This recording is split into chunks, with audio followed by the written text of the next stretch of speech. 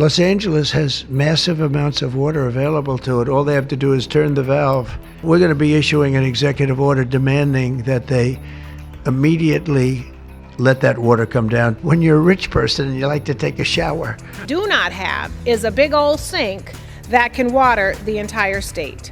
Donald Trump's first instinct was to point fingers at California leaders for fires caused not by them, but by Mother Nature herself and climate change. Impacted by the fires in Los Angeles are not just, as you put it, the wealthiest and most powerful individuals in our country who were present at your inauguration.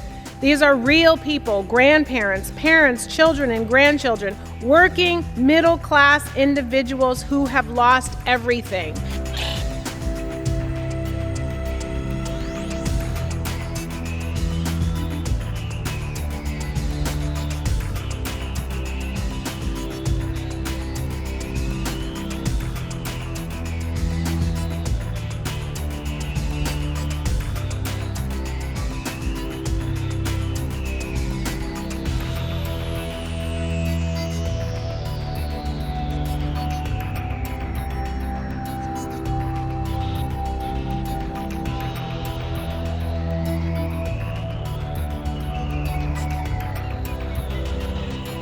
It's been in some ways made simpler by Los Angeles because they're going to need a lot of money. And generally speaking, I think you'll find that a lot of Democrats are going to be asking for help.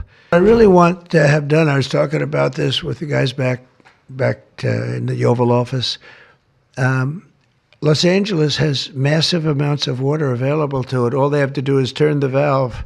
And that's the valve coming back from and down from the Pacific Northwest, where millions of gallons of water a week and a day, even in many cases, pours into California, goes all through California down to Los Angeles, and they turned it off. It's off now. The valve goes, it turns toward the Pacific Ocean, and all that water goes pouring into the Pacific Ocean. If they did what I told them to do, they wouldn't do it because politically they didn't think it was good. I think it's great politically. I think they're dead politically. What they've done, they've destroyed the city. What they've done to that city is unbelievable. The sprinklers, their sprinklers in there like these right here that you see, none of them had any water in them. They didn't have any water. The fire hydrants, 40% of them had no water. The brush was just dry. Everything was dry. The sprinklers on the lawn weren't allowed to even be used. So, everything was dry, and it was an inferno. They created an inferno. So we're demanding that they turn the valve back toward Los Angeles right now. It's not even believable that they haven't done it. Just so you know, they have a valve, and it turns like, think of a sink, but multiply it times many thousands of times the size of it. It's massive. And you turn it back toward Los Angeles. Why aren't they doing it? They either have a death wish, they're stupid, or there's something else going on that we don't understand. But we want the water that they're throwing away to be used for California. And that includes the farmers of California. When you drive up north, you see all of the land. I couldn't believe it. I was with Devin Nunes when he was a congressman and some other congressmen from the area, and we're driving up and we're on the highway, and I keep looking at these farms, and the land is bone dry, and then you'd see an acre, about an acre or 2 acres, with the most beautiful green plants growing in it, the most beautiful it's rich stuff. And you look at the soil, and it's so rich. That soil is almost the equivalent to like Iowa soil. It's phenomenal, but it's got no water. But the reason it has no water, I said, do you have a drought? No. I said, what do you mean you don't have a drought? Look at the thing. It's dry as a bone.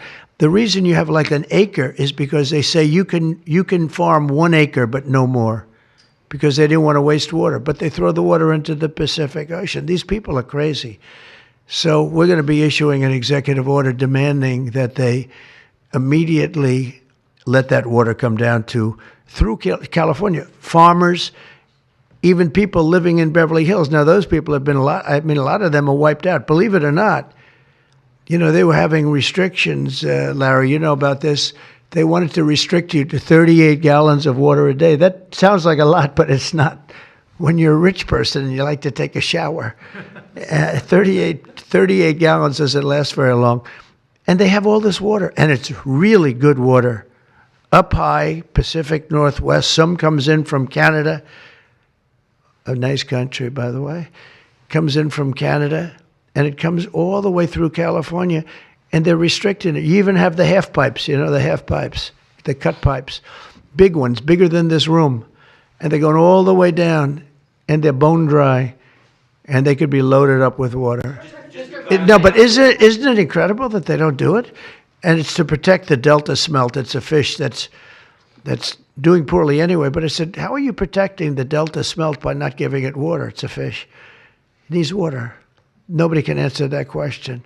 I rise today to urge Donald Trump to truly put America first by setting politics aside and providing California with the disaster relief we urgently need and deserve. Let's do that by fighting for California, home to close to 40 million people who also live in America. Just a few weeks ago, big, bad fires broke out across Los Angeles County. Donald Trump's first instinct was to point fingers at California leaders for fires caused not by them, but by Mother Nature herself and climate change. And for the record, California has a lot of things, but one thing we do not have is a big old sink that can water the entire state. Now Trump wants to be a unifier. He claims he wants to put America first. So let's talk about what America first genuinely means. America first does not involve placing conditions on disaster aid to Americans simply because of how a state voted. America first does not mean leaving thousands of people without housing amid an ongoing housing crisis. And America first does not look like insurance companies robbing people or putting shareholders first. What putting America first does mean, however, is passing disaster aid without conditions, because as Americans, we help each other when we're in need. At least I thought that's what we do. America first means build and rebuild.